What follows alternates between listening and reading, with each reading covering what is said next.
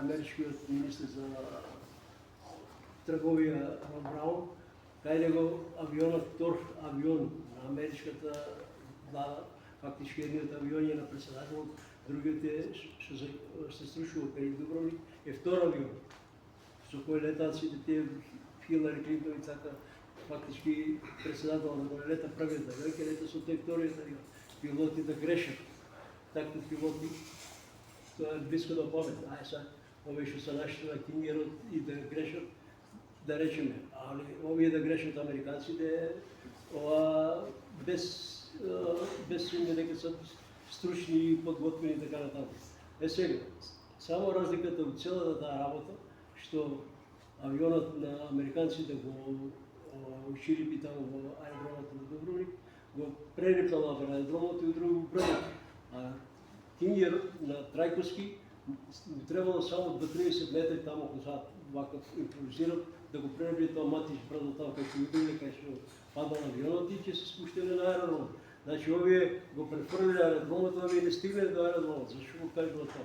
Затоа што со спуштени тркал на авионот, на Кингерот, Трајковски пилотите се тркалале на матич брдо и тоа воз брдото, значи угорно, не надолу, него угорно и негде околу 150 метра. Така да, што сакам да кажам, дека ова криењето на авионот 24 сати, паѓањето додека наводно е пронајден, е фактички обезбедување од француските војници, кои што дошле одмah после пола сат после несреќата, меѓутоа го кријат авионот скоро 24 часа и го објавуваат дека е најден авионот тек наредниот ден у 8:30, а паднал авионот у 7 часот претходниот ден. Значи 24 часа го кријат авионот, не кажуваат кај местото, а они таму слетувале два пати со хеликоптер, имало джипови 2-3 уште после пола сат после несреќата. Сега работата е што тука ние во извештаите само може да нагаѓаме хипотетички што работите. Сега, најинтригантно е овај Кингерот кога слетал на матич брдо, со спуштени тркала, они мислели дека идат тече према аеродром. Удриле на дрво од 10 сантима, што не е никаква пречка, а у камење некои удрили, па летнал авионот, односно се одбил и удрил некоја вртачка, они викаат тамо вртачка, тоа е некоја дупка нашински што се вика, удрало најголо зидот од супротната страна на неговиот правец, експлодирал и се запалил. Од таа експлозија, таа запалување изгореле 5 души. Јас, за среќа, одма на денот на несреќата на 26 сега, прошлата недела, имав чест да ме прими Вилна Русовска и баш ја прашав како авионот изгледа на Вилна Трајковска. Вилна Трајковска. Да, Вилна ме прими од фондацијата Трајковски и ми објасни како изгледа авионот. Тоа значи пилотската кабина која имала 2 седишта од едната страна, 2 од другата и 4 позади. Али тие биле према правецот на авионот. И 5 души што се загинале там до непрепознавање се двата пилота, двете советнички на Трајковски и Трајковски. Овие другите што биле од представникот на Министерството за надворешни работи и неговата советничка, Лозановска, односно не Лозановска, него не знам како се викаше советникот на Трајковски, Митре, не се сеќавам баш. Значи едниот советник, едниот представник од Министерството за надворешни работи и двојцата пилоти седеле на последните 2 седишта.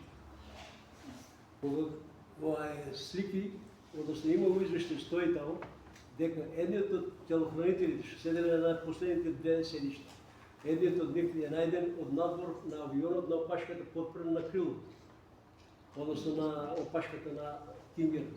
Сега, како овие загинале там 5 души, до непрепознавање, а овој што е едниот од телохранителите испаднал надвор и се подпрен со грбот бил подпрен на крило на опашката на авионот.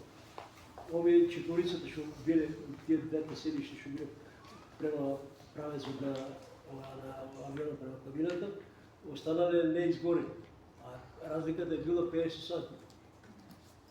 работи што се необјасниви и едноставно обичен човек што малку резонира не може да свали. Значи нешто има што е работено овие 24 часа, иначе ако не е имало некои задни намери, одма ќе го јавеле дека авионот паднал на тоа место, веќе мислам дека господин Костов има објавено во мислењето и бројот на актот кој што е разузнавачката служба на Босна и Херцеговина уште се бајле кога паднал Кингерот во 7 саатот, дека веќе они у 7 и половина така нешто, они веќе знаеле разузнавачката служба на Босна дека авионот паднал на Матиш Бродој, веќе се знае каде.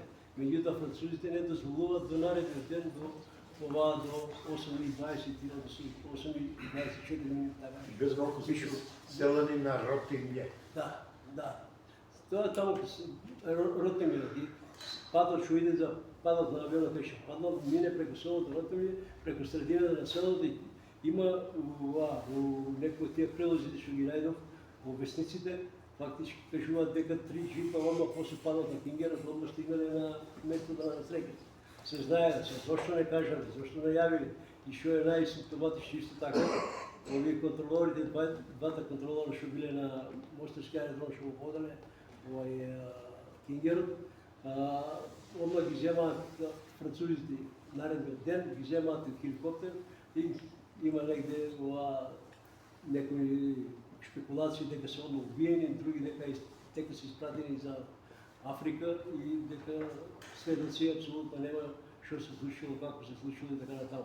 Тие се пресудни моменти таму, тие 24 часа од паѓањето на Кингерот до наредниот ден кога случајно јас се смеев и на телевизија и сега смешно за овај човек што здрав разум има, дека локаторот или транспортерот, како се викува локаторот, кој што кажува дека е местото на несреќата, не работи скршени антени, кабелот искинат, внатре имало некои номери таму ископирати.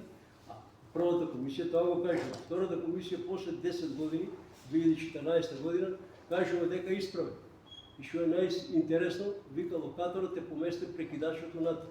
Значи, што правиле тие французите? Постигнале војниците таму на место на несреќата, прво го исклучиле транспондерот, односно локаторот, за да не може да се оттие сигналот кај е местото на падот на Кингерот.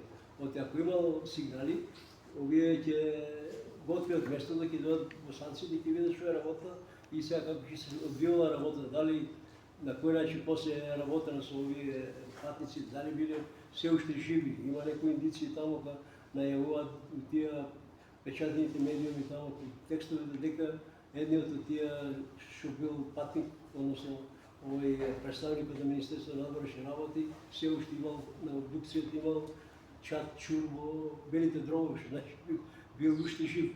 Овој надвор што бил еден од овие од обезбедувањето, вика нема повреди, само скршени нозе. Пишу во извештајот дека загинал, односно смртни последици со натежни повреди. Се кој му ги направил, на кој начин му направил. Значи нема никакви сведоци, нема ништо.